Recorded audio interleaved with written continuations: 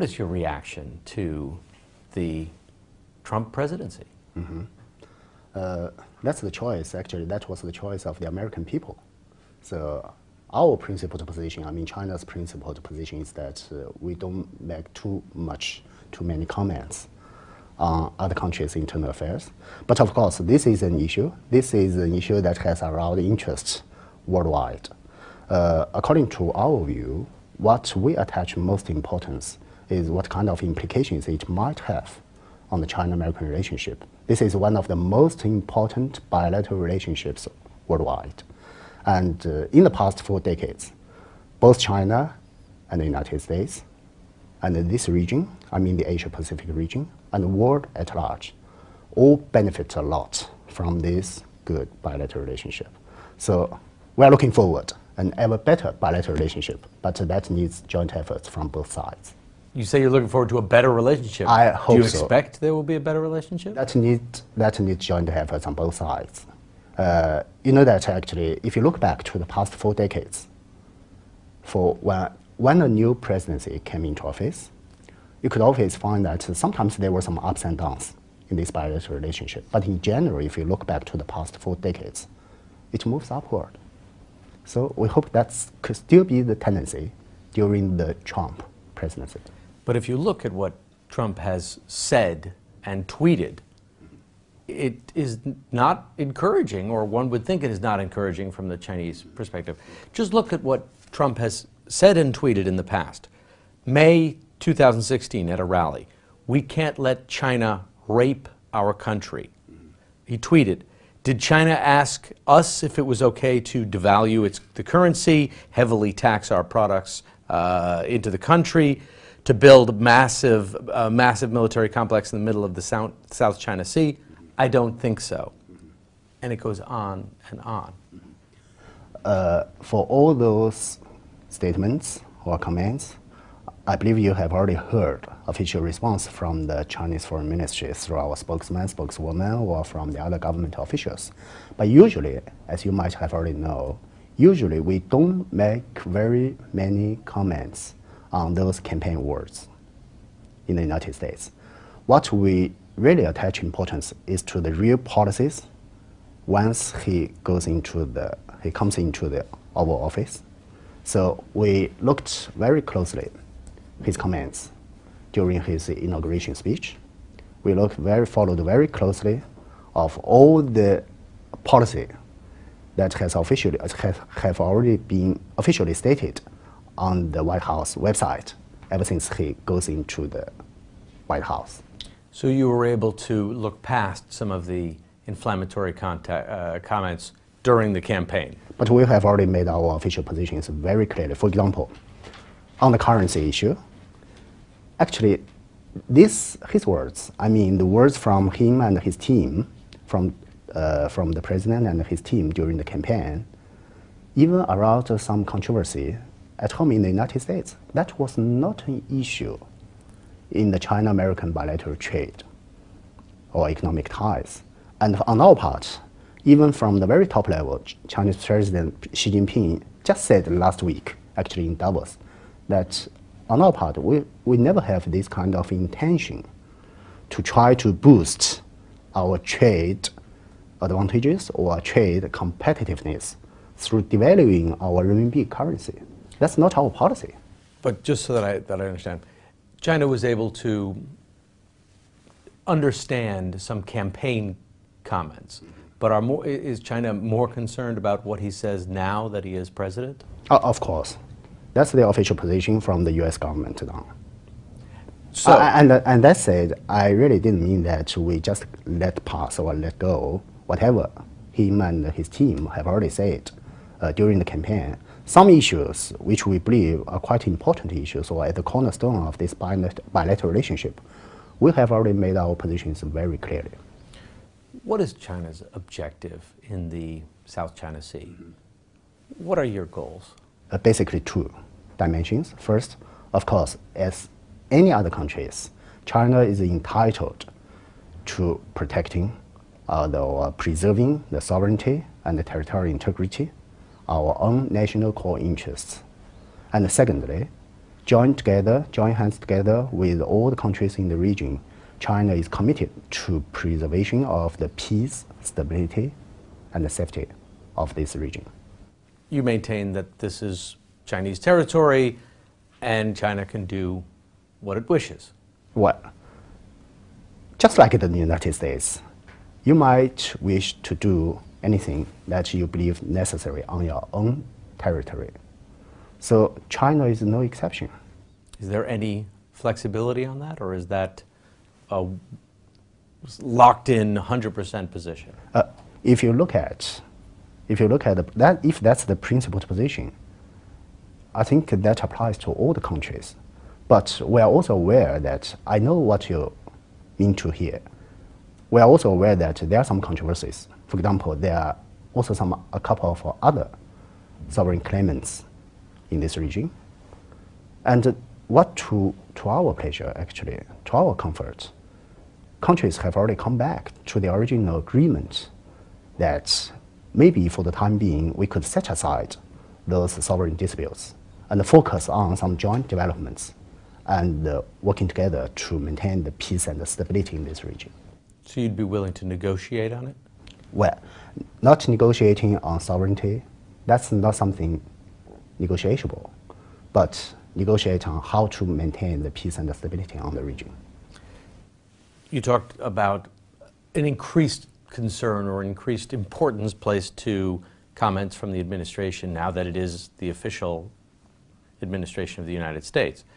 The press secretary yesterday said, "We are going to make sure," and this is a quote, "that we defend international territories from being taken over by one country." And he was talking about the islands in the South China Sea.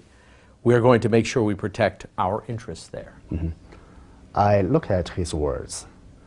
The first point I should stress is that we are carrying out those constructions on China's own territory. So I don't think there is a conflict there. Concerning the interests... But there is a conflict there. He's Well, saying that that's this not is a conflict. international territory and we're going to make sure to defend international territory. Concerning those islands, I think he refers to the construction on the islands. But concerning those islands, I don't think he's in the position to say that that's international territory. Although there might be different or controversial claimants over the sovereignty over those islands, but that's not for the United States. That might be between China and some other countries in this region. So you're saying it's none of the United States' business? No, I said that that's not the United States territory or the international territory as he mentioned. You're saying there's a dispute over it. Yeah, there's a dispute. Because there's a number of claimants. Yeah, there's a dispute, but that's between China and several other countries in this region. And how to solve or maintain or handle those disputes, we have already come to our own agreements. Because we believe that this kind of practice or this kind of approach that will serve the interests, common interests of both China and all the other countries in this region. We hope that countries from outside could respect the common interests and the common wish of the country in this region. And concerning interests, I can tell you that China and the countries in this region might have more interests or more interests than the United States and some other countries from outside. Because you know that we are countries in this region and we care more than anyone else about the safety, security, peace and stability in this region. Would China go to war to protect its interests in the South China Sea? My ambassador in Washington, D.C. have already said that we have no interest to get involved in any war, trade war or any other war. Well, speaking of trade war, do you think that's coming? We don't want that, but it's not only up to us. That needs efforts from both sides. I mean, I understand you refer to between China, the trade between China and the United States, am I right? Yeah. This whole interview right now, I'm talking about okay. China and the United States, because throughout his campaign and now into his presidency, he's talked about, and his administration has talked about, China.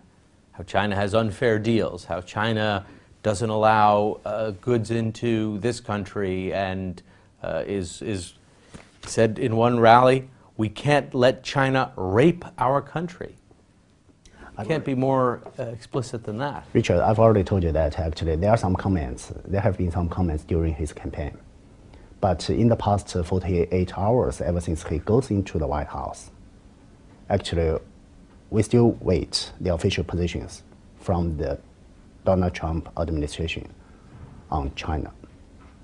So even on this trade issue, we believe that actually, you see that in the past 4 decades, the trade volume between China and the United States have already exceeded from some 250 million in the very beginning, in the late 1970s, to some 550 billion the year before last year. So of course, that was partially because of the joint efforts from both sides, from the government encouragement and from the business and the commercial sectors, the joint efforts. But also partially that was the market force. But what he said in the campaign, he seems to be moving quite quickly. Already very quickly. On TPP. He's taken the U.S. out of the TPP negotiations. Yeah. So very quickly he pulled out of the TTP negotiations. What's China's response to that? You mean on TPP or on the implications for China-U.S. trade relationship? Well, let's talk about the TPP. Okay. When TPP was... No, the fact that he pulled out. You know, what's a response to the fact that China was not a part of TPP. And in the very beginning, when it was first... It was a trade pact here in Asia. It was... Well, from the very beginning, when it was first tabled by the Republicans, by the Bush administration in the late 2008, China has made our official positions quite clear. Basically, or in principle, we welcome any kind of efforts, approach that might help the economic integration in this region, in the Asia-Pacific region. But you know that in the past 8 years, we follow very closely whether that could help the economic integration in this region. A little bit unfortunate is that actually sometimes government officials or leaders in the United States, they try to take China as a topic when they discuss, when they negotiate with their partners in TPP. This is something we don't like. Don't take TPP as a kind of, TPP as a kind of geopolitical tool. Just focus on the economic integration arrangements. China must be pleased, though, that TPP looks like it's on a path to being finished. If you say we are pleased, not because that might be a failure for any effort for the economic regional integration, but because we found some fault or found something that's not suitable, does not fit the real conditions in this region. For example, when China calls for RCEP, this kind of free trade arrangements among this region, we always bear in mind the difference among the economic conditions among all the economies in this region. So we believe that you should give some level of or degree of comfort for the economies in this region. That might help people coming together, instead of just imposing on some standards that might only serve the interests of several or individual economies. You said China doesn't want a trade war. Does China think a trade war could be coming with the U.S.? We are not prejudging anything, but I can tell you that while we have to prepare for the bad to protect our national or legitimate national interests, but we always try our best for the good. What does preparing for the bad mean? Well, we hope that through negotiation or through discussion, we could enhance the awareness from both sides that try to continue the policies or the basic framework that of the trade, the China-U.S. economic ties and the trade ties that have served the interests on both sides. That will be good. Well, help us enhance the awareness. What's at stake if there is a trade war? Facts and figures have already shown that. I just show you. For example, even just for example, like the year last year or the year before last year, according to the statistics from the USCBC, I mean that I should acknowledge that this China-US economic bilateral ties also helped China in the past 4 decades.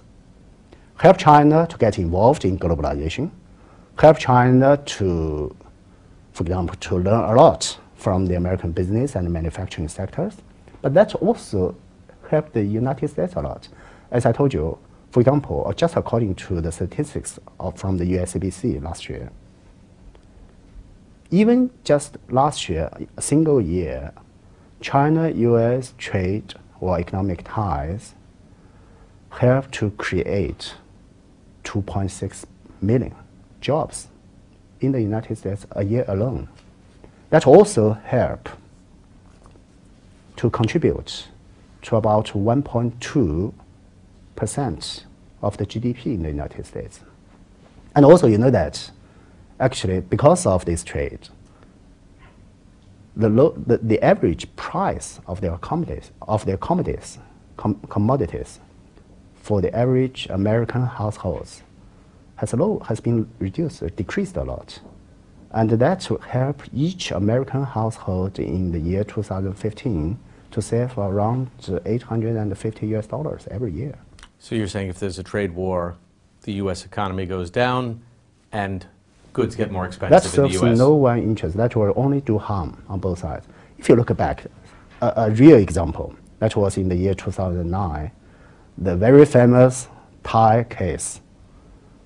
At that time, the Obama administration imposed additional tariffs on all the Thais imported from China. What was the result? Of course, the excuse was that had been that actually that might help to increase the employment in the United States in this Thai manufacturing sector. But what was the real result?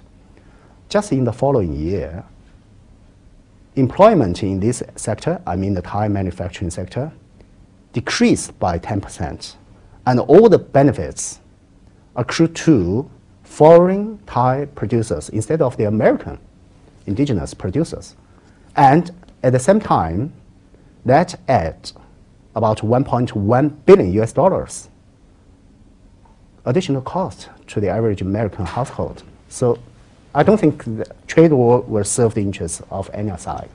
How would China respond if the U.S. takes more steps, if President Trump takes more steps to recognize Taiwan?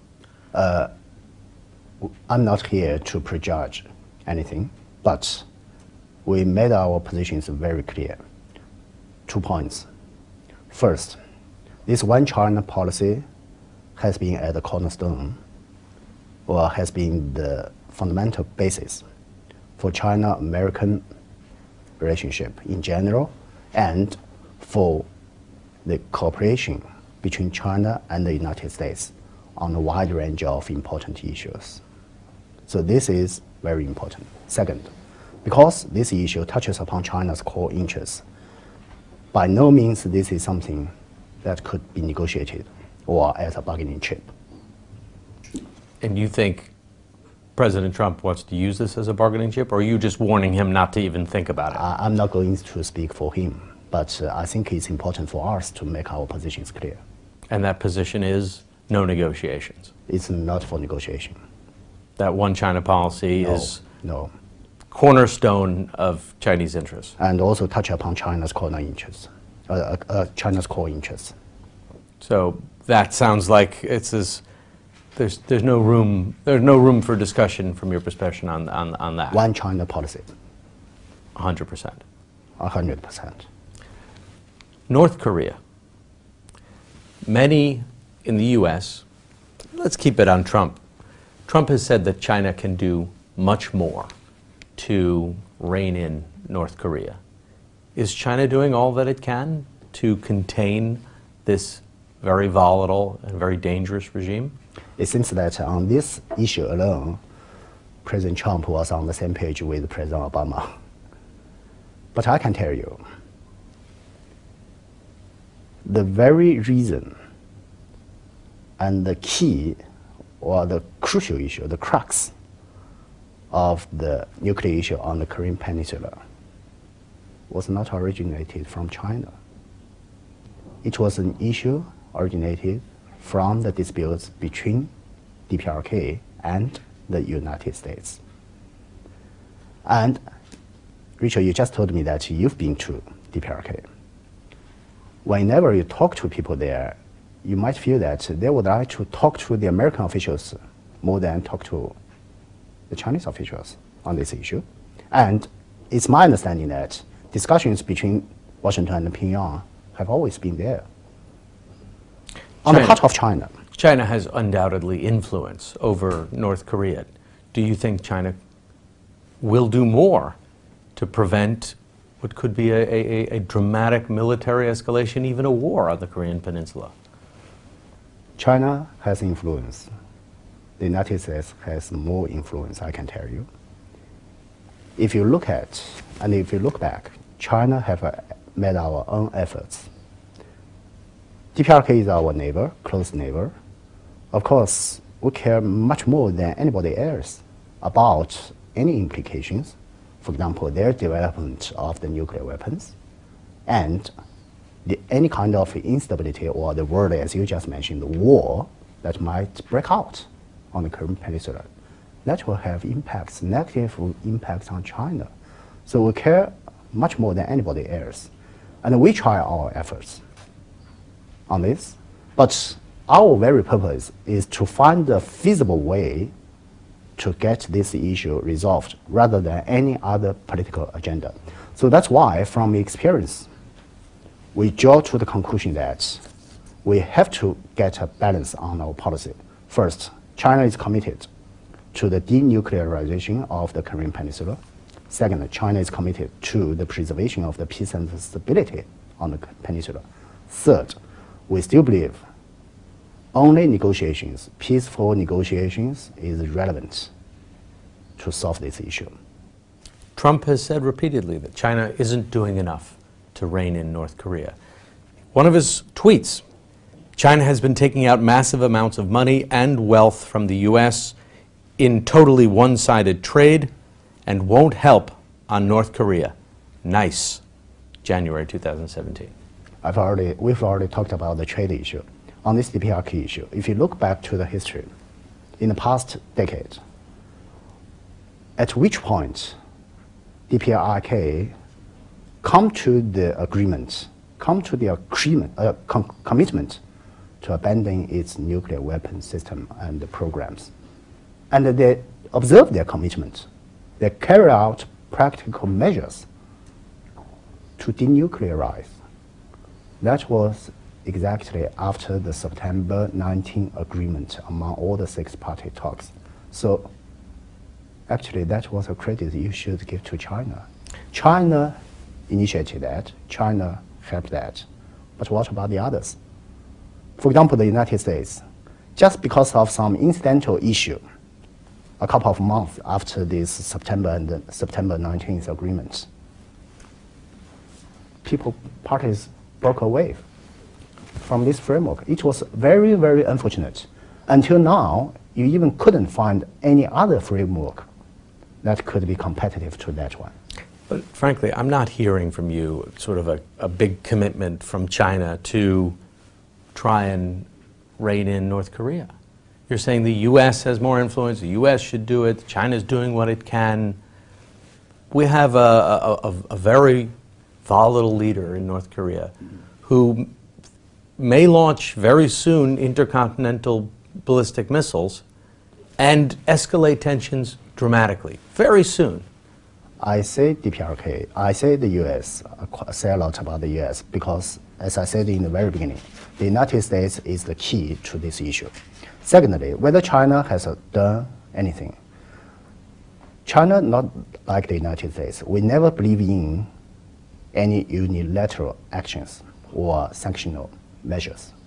So if you look at all the resolutions adopted by the Security Council of the United Nations, without China, that's not possible. And those very stringent sanction regimes imposed on DPRK was a kind of common agreement between China and the United States. I can tell you, the US administration, the US government appreciated a lot on China's efforts on that. Of course, I should repeat again, we never agree any sanction regimes outside the UN Security Council because we still stick to the multilateralism. Going back to the core of this interview, which is the reason I flew out here to Beijing, and thank you very much for taking the time to talk to me. President Trump has now been in office for a few days. What's your impression so far? Well, that was already a question raised by the media here. If you look at his inauguration speech and the websites outline the policy issues of the Trump administration, mostly are still focused on domestic issues at home. So actually, it's for the American public to make comments. It's not for us to make comments. But worldwide, many people were quite interested or keen on his slogan, America First. My personal opinion, it's fair for President Trump to place the American national interests at the top of his agenda. That might be the case for any other state leaders. All the state leaders should place the interests of its own people, its own public, at the top of the agenda. No problem. But the problem is that today's world is quite interdependent. Countries are quite interconnected. So while trying to pursue the interests of your own country, maybe we have to bear in mind the implications worldwide. And this kind of implications might come back to the policy issues at your own home. To come back and haunt you, you mean? To come back and create problems at home? That could be the case. For example, the United States, its economy. I understand that President Trump would like to create more jobs at home, but on the other hand, you have also to observe the market force.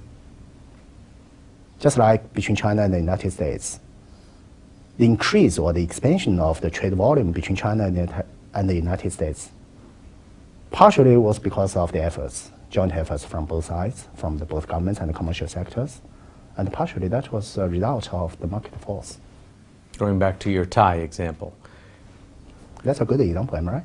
It is. So you think that there's going to be, in his America First policy, that there could be some efforts to increase tariffs on China.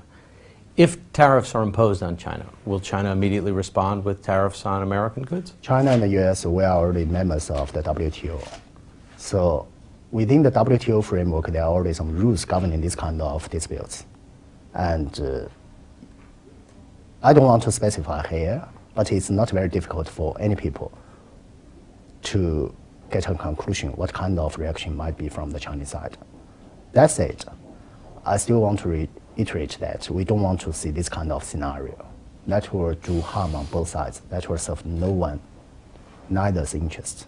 And before I let you go, just one other thing, because you said that his speech, his inauguration speech, was primarily domestic in focus. It was about America first, and well, frankly, every country in theory puts its own interests first. That's not unusual. But very early on, almost immediately, his press secretary came out and was talking about China and how China's activities in the South China Sea, that you're expanding into international territory, and I'll read the quote again. We're going to make sure, this is the press secretary, that we defend international territories from being taken over by one country. He means China taking over territory in the South China Sea. I already told you that. That's not international territories. That's Chinese territories. And if you continue to say that, if you keep on saying that, but there are disputes over the sovereignty over those islands, That's a kind of dispute between China and several other countries in this region. That's not between China and the United States. But sounds like the United States is making it its problem. That's our concern in the past couple of years. You see that actually the sovereign disputes over those islands came out only in the 1970s. Before that, China's sovereign claims over those islands have never been disputed by anybody else, whether within this region or from outside. But ever since the 1970s, mid-1970s, some other couple of countries came out and said that they also have some sovereign disputes over these islands. Even that was the case, in the past 4 decades, China and countries in this region, we have succeeded in maintaining, in general, the disputes in this region and maintaining the peace and the stability in this region. Things changed only when the Obama administration carried out the so-called rebalancing policy in this area. So now, last year, China and the countries in this region, we have already come back to the agreement that first, we might try to solve those disputes or handle those disputes through those directly concerned countries. On the other hand, China and ASEAN countries, we should work together to preserve the peace and the stability in this region. We come back to this agreement because we believe that that serves our own interest in this region. So we hope that whether it's the United States or any other country from outside the region, please respect the common desire and the common wish and the common interest of the country in this region. And then finally, does China have a message for Donald Trump and Donald Trump supporters now that he is President of the United States? China-American relationship is very important. It's important for China. I acknowledge that. It's also important for the United States. It's also important for the region and for the world at large. And basically, we would like to have a stable development of the China-American relationship, free from conflict or confrontation, based on mutual respect and aimed at win-win cooperation. You want stability, you want normalcy, and you don't want conflict. We don't want, definitely. I don't think the American public wants conflict between China and the United States. That's unfortunate. Whether it's some sort of military confrontation or trade conflict or any kind of conflict. I fully agree with you. Okay. Thank you very much, sir. Thank you.